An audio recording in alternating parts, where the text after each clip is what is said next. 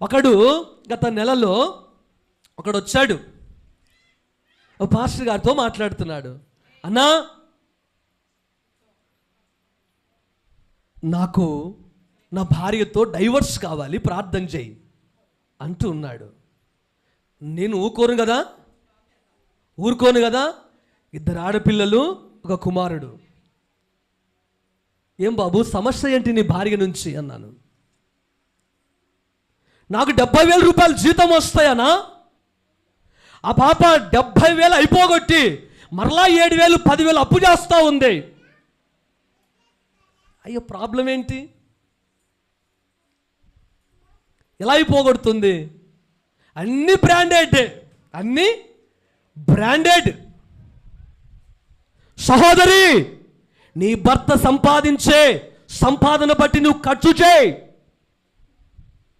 అధిగమించి ఖర్చు చేస్తే చివరికి నీ భర్తకు లేనిపోని ఆలోచనలు తెప్పించే భార్యవై ఉంటావు. జాగ్రత్త, సరి చేసుకో.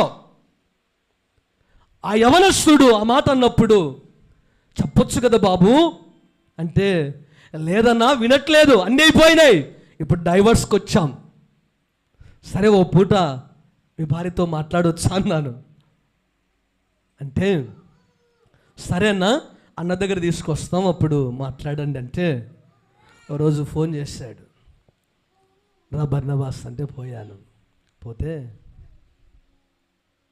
ఏంటమ్మా ప్రాబ్లం అంటే, ఖర్చు కాస్త తగ్గించుకోవచ్చు కదా, కుటుంబం బాగుపడాలన్నా, కుటుంబం చెడిపోవాలన్నా స్త్రీనే అని చెప్పినప్పుడు, మంచిదన్నా, బాగా చెప్పావు.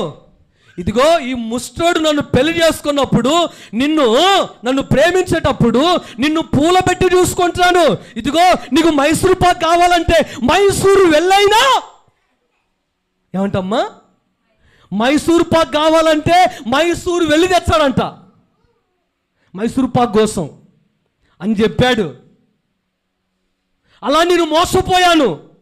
అలా మోసపోయి ఆ పాప చూస్తే భూమికి 3 జాన్లు ఉంది. భూమికి 3 జాన్లు ఉంది. ఇప్పుడు ఎవరు మోసపోయినట్లు?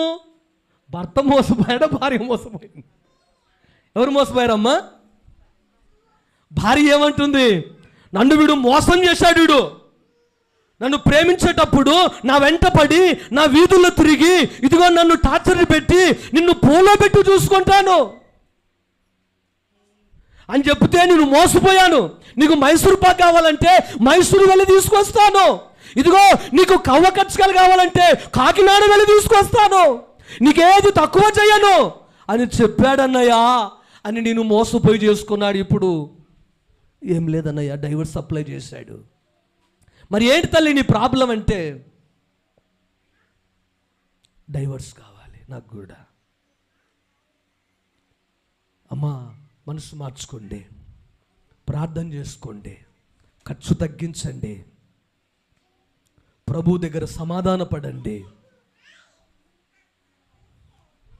మీ పొరపాట్లన్నీ సరే, నిన్ను ఇష్టపడ్డాడు, పెళ్లి చేసుకున్నారు, పిల్లలు కన్నారు. ఇప్పుడు మీరు అలా విడిపోతే వారి పరిస్థితి ఏంటి? వాళ్ళు ఏమైపోతారు? అలాంటి ఆలోచనల నుండి మీరు బయటికి వెళ్ళండి. మీరిద్దరూ సమాధానపడి కలిసి బ్రతకండి. వాటి వల్ల మీకు వచ్చే నష్టమే, లాభమేం లేదన్నాను. ఇద్దరు ఏడుస్తూ ఏడుస్తూ ఏడుస్తూ అలాగే ఉండిపోయారు. పిల్లలు హైలైట్ చేసరికి ఇద్దరు ఏడుస్తూ ఏడుస్తూ ఉన్నారు. నిజమే, ఆ సమయంలో వారు ఏమనుకున్నారో తెలియదు. భార్య వచ్చి, నన్ను ప్రేమించేటప్పుడు నువ్వు అలా మాయ మాటలు చెప్పావేమో, సరే, ఇంతవరకు నేను వృధా ఖర్చు చేశాను, అన్ని బ్రాండెడ్ తీసి నిన్ను అప్పుల పాలు చేశాను, నన్ను క్షమించు, నేను అలా చేయను అని సమాధానపడ్డారు. నా ప్రియ దేవుని బిడ్డలారా, దేవుని వాక్యం ఎలాంటిదంటే నీ కుటుంబాన్ని కట్టేది, నీ ఆత్మీయ జీవితాన్ని కట్టేది. కాబట్టి వాక్యం శ్రద్ధగా విను.